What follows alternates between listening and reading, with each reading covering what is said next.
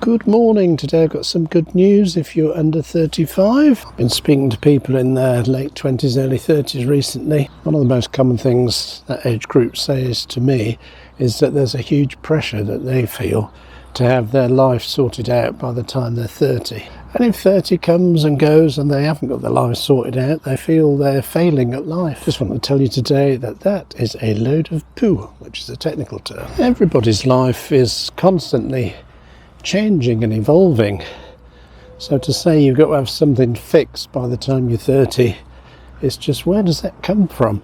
Maybe coming from inside ourselves when we're younger, but for most of us it's just an unrealistic expectation. 20s are really a time for experimentation. You're trying to find out who you are, really. It's better to do that without feeling there's a pressure of a deadline when you're 30 to have everything sorted out. I mean, we're all different, so our journeys are all going to be different, aren't they? And I think there's some people who seem to know from a very early age, even in childhood, what they want to do with their life, but they're few and far between, really. For most of us, our late teen years and most of our 20s are spent working on one of the two big questions in life. And pretty much everyone that's human struggles with these two questions. And the first question is, who am I? And the second question is, what should I do? And it's almost impossible to answer the second question without knowing the answer to the first question.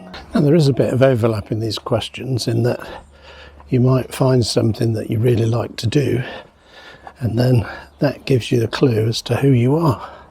And that's fine. But for many of us, we experiment with doing different things in the process of trying to find out who we are. And that's also okay. And in my mid-teens, I left school at 15 without any qualifications. I hadn't got a clue what I wanted to do, but I was still a teenager. There's a big assumption back then that people like me who didn't have any qualifications probably end up working in a shop or in a factory, which is what I did at the beginning. I lasted about 6 months in the little shop I worked in, little mini supermarket when supermarkets were just beginning. The guy that ran the shop was an absolute tyrant, and there was no pleasing him really. And added to that, I can be pretty clumsy. So once I'd made a few mistakes, he just fired me. Got a job in a couple of factories after that. They lasted a little bit longer. Then I got asked to work in a youth club where we used to go like as members. Got asked, because we were very helpful, we got asked if we wanted a job in the evenings when we got a bit older, and I realised you could actually earn money not doing manual labour. It took me a little while to work out if I could get a full-time job in that kind of community and social work, but eventually I did, and worked there for 6 years in kind of working with childminders and little kiddies under 5. But I still wouldn't have said I had all my life sorted out. I just found something I quite enjoyed doing and got paid for that wasn't working in a factory. I mean, if you've got a desire to travel, for example, I'd recommend you do that in your 20s and your 30s, just because it's always going to be easier and more possible in those 2 decades. I mean, in my lifetime, the world has changed beyond all recognition. Back in my parents' generation, which is, they were like teenagers during the Second World War, so it's going back a long way. But after that, after the war period, the advice seemed to be get a job with a reputable company and work your way up and find a company that's going to last so you can have a job for life. That's what a lot of people my parents' age did back in the day. But even as I came into my 20s, that idea was already fading because the world was changing. Companies didn't last forever. And jobs for life, you know, just were few and far between. Once computers came into the world, everything began to change, although it was very slow at the beginning. Remember this crappy computer we had at high school? It must have been something built for schools. It had about 1K of memory, which was nothing. It wouldn't do anything. All you could do was type in a complicated mathematical question and give it a minute or two and it'd answer it. But now we all carry around phones in our pocket that have got more computing power than NASA had when they put the men on the moon. So if you're in your 20s, believe me, just get rid of that pressure you feel to have everything sorted by the time you're 30. It may or may not happen. You may have everything sorted Nobody really has everything sorted. When you've sorted one thing, new challenges come, and that's part of life. That's good. But as you get different opportunities in life, it's always worth having a go. Just experiment. You don't have to do everything forever. It's entirely up to you how long you do something for. You may have a passion, you might be an artist or a musician, and perhaps at the moment that's like just something you do in your spare time. But maybe you're one of the ones that's going to make that, so explore that, practice your art, but also be self-critical enough to know that your idea of becoming the next famous star or millionaire through your art may not always work out. Important thing is to try a few things. The other thing I found helpful in life was to find out some of the things you don't want to do. So yeah, I tried some jobs, and after a while you just think, well, I don't want to do this for the rest of my life. And some jobs you learn very quickly. Don't want to do this, I wish I'd never started it. And as you eliminate those things that you discover you don't want to do and don't want to be, you narrow down the field about what you do want to do and what you do want to be.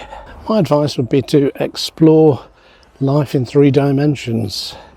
Explore life physically, explore life mentally and emotionally, explore life spiritually. Just find out about these things. Because the problem is, if you put that pressure on yourself to have everything sorted by the time you're 30, not only does that inhibit you experimenting and exploring, but it just puts an unnecessary burden on you, especially in your mind.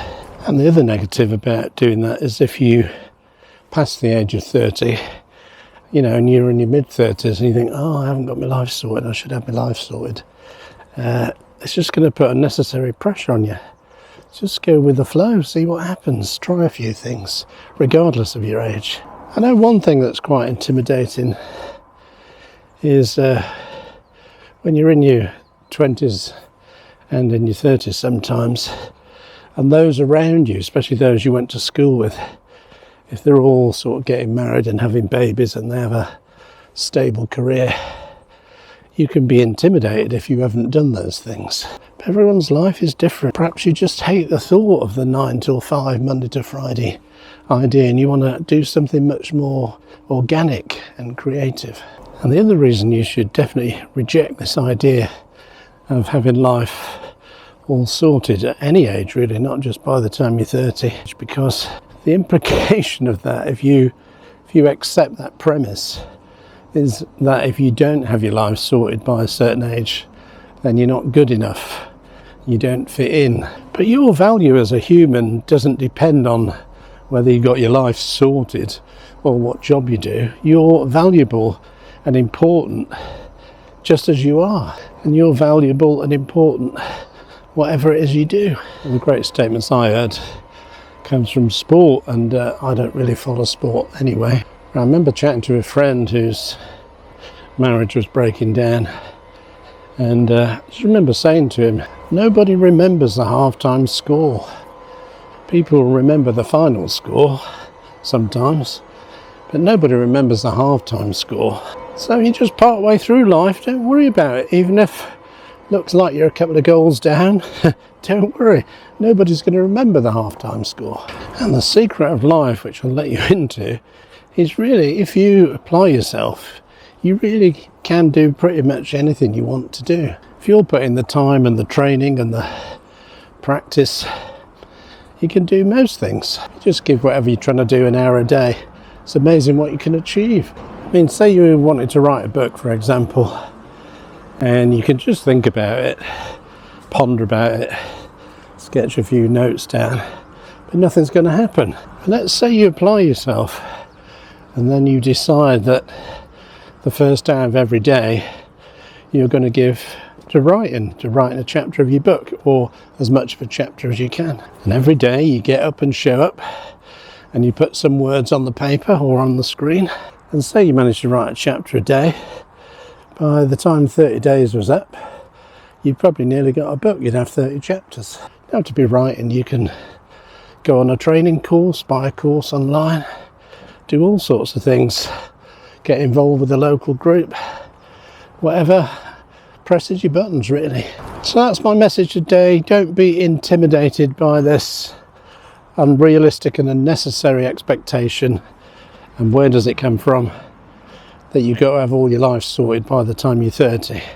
And you don't have to have all your life sorted by the time you're 40 or 50 or 60 or 70, really.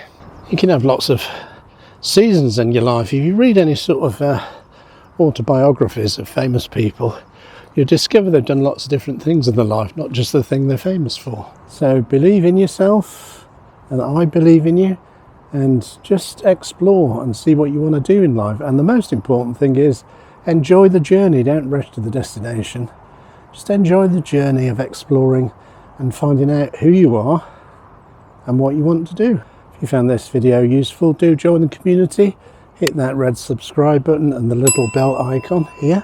And why not go on my website, donegan.life, and sign up for the email newsletter, which has thoughts like this that will hopefully improve your life or give you the resources to improve your life.